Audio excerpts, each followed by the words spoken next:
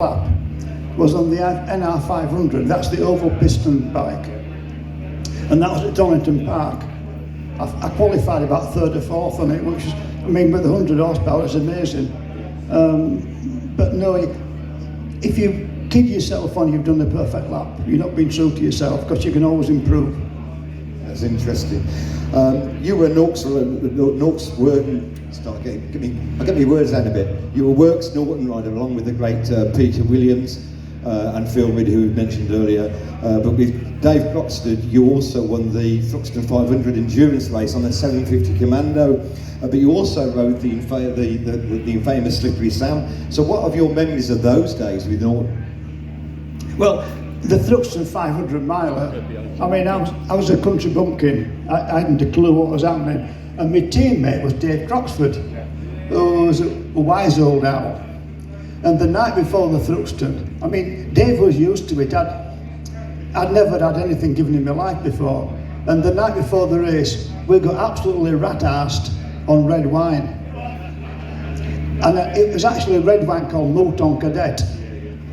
And I kept saying to Dave, who's going to pay for this? Don't worry, boy, we'll get another bottle. And we were both pissed the following morning. And I don't know how we've actually managed to win it. Slippery Sam, that was, I mean, Alex had ridden that the year after I did. I arrived in the Isle of Man with a broken wrist in plaster. And I couldn't operate the throttle apart from just rolling it like that. So that was fairly tough, but yeah, and I've ridden it since.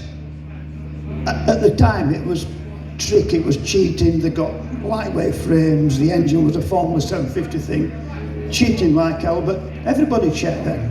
There was no scrutineering as such. I've ridden it since, and it felt like a pile of shit, you know, but things just move on. Okay, right, well at that point, I've got some questions for all of them, but at this point I want a big round of applause please for Mick Grant.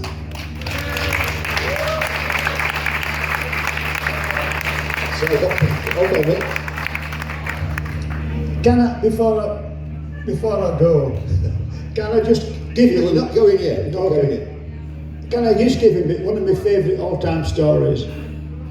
It is about James Whittam. Now, James wrote for me from 1987 through to 1991. And back in the late 80s, I managed to do a leathers deal with a company called Fieldshare. They didn't give us any money, but we had 4 riders, Whittam and Phil Mellor and a couple of guys on the RG 250s. And we didn't get money, but all the riders looked really neat, and that was great.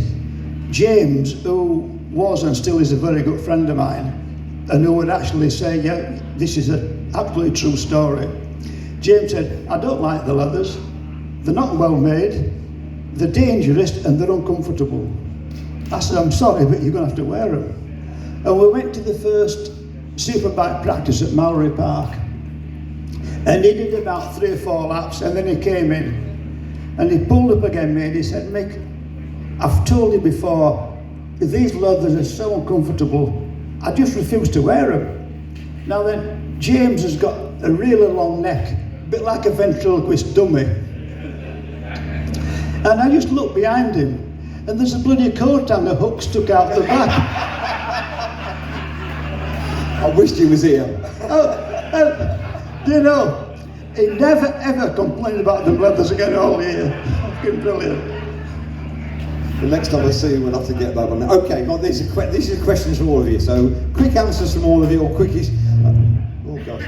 Okay, so we talked earlier on, Mick. You've sold nearly all your bikes and got rid of all your trophies, apart from your replicas, I think. But which bike would you most like to have in your garage? Which bike? I've got a BSA Trials bike, which I love. Is that the Bantam? Yeah, Bantam. And I've got a Velocette Venom. I don't want anything else. I've had a modern road bike, and I'm going to get thrown into prison, it goes so quick. So I'm just happy with what I've got. I'm really not interested in racing, if I'm being honest. Okay. I did it, got the t-shirt, and I wouldn't want to do it again. Okay, Alex? I haven't actually got any road bikes, I just borrow them. I know, but which bike would you most like to have? Oh, the past ones you would have as a road bike. Yeah, no, any bike. Which bike would you most like to have? Trident, or a CB900F, or a VFR, that sort of thing, you know, something with a plenty of grunt. Okay. Ian? I was lucky enough to ride a 500 Suzuki 2001 two-stroke MotoGP bike a wee while ago, and that's the best bike I've ever ridden by miles. So a 500 Grand Prix bike, two-stroke. Okie dokie. So Ian, again, back to you. So what's the worst bike you've ever ridden and why? Oh God, I've ridden loads of piles of junk, but I don't want to upset